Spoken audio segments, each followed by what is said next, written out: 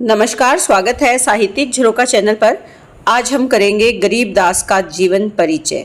गरीबदास, संत गरीबदास जो भक्तिकालीन काव्यधारा में या मध्यकालीन काव्यधारा में शामिल है, उनके बारे में आज हम जानेंगे। तो आइए देखते हैं।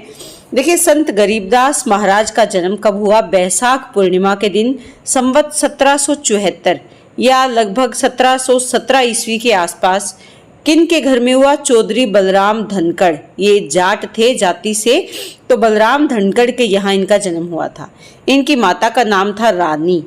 इनके पिता बलराम धनखड़ जो अपनी ससुराल छुड़ानी, जो कहाँ पर है, रोहतक हरियाणा में है, में आ गए। कौन सा गांव छोड़कर? अपना करोथा गांव जो था उसको छोड़कर वो आ बसे। यानी रानी के गांव में, रानी का गांव कौन सा है? छुड़ानी है, जो कहाँ पर है? रोहतक में है। बलराम धनखड़ अपने ससुराल में आकर बस गए थे। वहीं तो जो बलराम धनखड़ का ससुराल है वो संत गरीबदास का क्या हुआ? ननिहाल। तो इनका पालन पोषण अपने ननिहाल में हुआ। अब बात करते हैं आध्यात्मिक सफर की। देखिए, ऐसा माना जाता है कि संत गरीबदास महाराज अपने खेतों में गायों को चरा रहे थे। तब कबीर साहिब जी सतलोक से जिंदा महात्मा के रूप में गरीबदास जी के पास पहुंचे।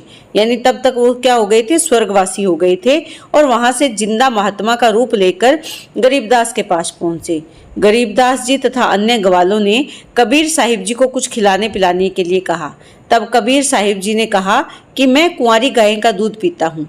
तब गरीबदास जी एक छोटी बच्चिया लेकर आए। उसके ऊपर कबीर साहिब जी ने आशीर्वाद भरा हाथ रखा तो कुंवारी गाय दूध देने लगी। वह दूध कबीर साहिब जी ने पिया तथा गरीबदास जी महाराज ने भी प्रसाद के रूप में उसे ग्रहण किया। उसके बाद गरीबदास जी महाराज को कबीर साहिब जी ने प्रथम मंत्र दिया तथा सतलोक की सैर करवाई।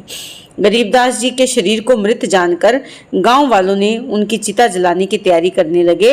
अचानक चिता की लकड़ियां टूट गई और गरीबदास जी शरीर में आए। उन्होंने फिर कबीर परमात्मा का ज्ञान अपने मुख कमल से वाणियों के माध्यम से उच्चारित किया। कुछ लोग तो इस बात को सत्य मानते हैं और कुछ लोग ये मानते हैं कि कबीर दास ने गरीबदास के सपने में दर्शन दिए और उन्हें निर्गुण पारब्रह्म परमेश्वर की प्राप्ति के मार्ग पर आगे बढ़ने के लिए प्रेरित किया। तो ये अलग अलग किंवदंतियां उनके बारे में प्रचलित है।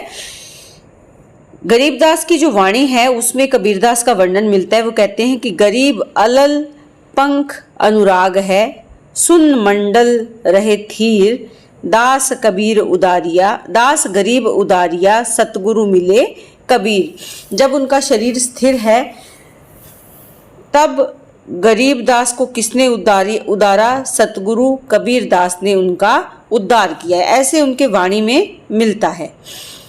कबीर परमेश्वर जी से मिलने के बाद कबीर को उन्होंने क्या कहा है? परमेश्वर माना है। उनसे मिलने के बाद संत गरीबदास को बचपन से ही वैराग्य हो गया था।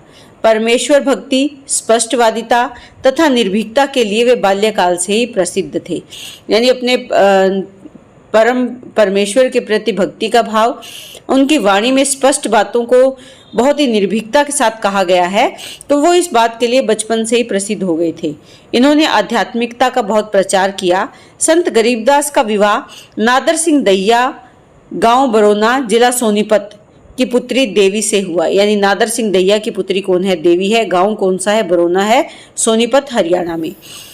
इनसे इनको 4 पुत्र, जिनके नाम है जैतराम, तुर्तीराम, अंगदेराम और आसाराम। 2 पुत्रियां भी थी, दिलकौर और ज्ञानकौर। दोनों ही पुत्रियां अविवाहित रहकर संपूर्ण जीवन ज्ञान भक्ति के मार्ग पर लगी रही।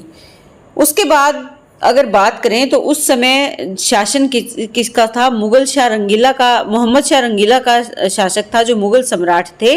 उन्होंने गरीबदास को आशीर्वाद देने के लिए दिल्ली बुलाया। अपने बादशाह के सामने उन्होंने 3 शर्तें रखी, क्योंकि वो देखिए संत हैं, उनकी कोई लालसा और इच्छा नहीं है, मोह माया से वो परे थे। तो उन्होंने बादशाह के सामने 3 शर्तें रखी। पहली शर्त क्या थी? कि संपूर्ण राज्य में गोवध को बंद कर दो। दूसरी थी दूसरे धर्मियों पर अत्याचार बंद करो। यानी दूसरे धर्म, क्योंकि जो मुगल थे ये मुस्लिम धर्म को मानते थे और ये अन्य या यूं कहे कि हिंदू धर्म को मानने वालों पर अत्याचार करते थे। तीसरा, किसानों के जो अनावश्यक टैक्स है वो बंद करो, वह अकाल ग्रस्तों को लगान में छूट दो। ये 3 शर्तें उन्होंने मुगल सम्राट मोहम्मद शाह रंगीला के सामने रखी थी, लेकिन मोहम्मद शाह के जो मुल्ला थे उन्होंने उनको रंगीला को इस बात के लिए प्रेरित किया कि वो उसकी शर्तें ना माने, क्योंकि रंगीला लगभग इन शर्तों को मानने के लिए तैयार थे, लेकिन मुल्लाओं ने शाह को तीनों बातें मानने से रोक दिया और गरीबदास को बंदी बनाने तक का षड्यंत्र रचा गया। परंतु जब महाराज गरीबदास को इस बात का पता चला तो वह सेवकों सहित दिल्ली छोड़कर चले गए। ऐसा माना जाता है कि वहां से जाते समय उन्होंने दिल्ली को ये श्राप दिया था कि यहाँ पर जो काफिर हैं वो आक्रमण करेंगे और यहाँ धूल उड़ेगी, अर्थात घोड़ों के टापों की धूल उड़ेगी, खून बहेगा, लहू बहेगा। और कुछ समय पश्चात ऐसा हुआ भी, यानी वहां पर दिल्ली में आक्रमण भी हुआ जो नादिर शाह ने किया था। आपकी यानी गरीबदास की 12 वाणियों का विशाल संग्रह गरीब ग्रंथ के नाम से प्रसिद्ध है, जिसे रतन सागर भी कहते हैं। इन्होंने दिल्ली, हरिद्वार, ऋषिकेश, काशी आदि में मठ तथा कुटियाएं बनाई। इन्हीं के नाम पर हरियाणा, उत्तर प्रदेश, पंजाब, हिमाचल प्रदेश, दिल्ली, राजस्थान और गुजरात में लगभग 110 गरीबदास के नाम से आश्रम भी हैं। छुड़ानी में संवत 1835 ईस्वी के अनुसार देखें तो 1778 ईस्वी को गरीबदास ने अपने पार्थिव शरीर का परित्याग कर दिया और स्वर्गारोहण किया, यानी संसार से वो चले गए। तो इस प्रकार ये इनका जीवन परिचय है। ये अपने जो विचार हैं वो वाणियों के माध्यम से अभिव्यक्त करते हैं। कबीरदास को इन्होंने अपना गुरु माना है और ऐसा माना है कि कबीरदास ने ही इन्हें निर्गुण मार्ग पर आगे बढ़ने के लिए ज्ञान दिया या प्रेरित किया है। तो इस प्रकार उम्मीद करती हूँ कि प्रश्न आपको बहुत अच्छे से समझ में आया होगा। ये जीवन परिचय, इसी तरह चैनल से जुड़े रहें। बहुत बहुत धन्यवाद।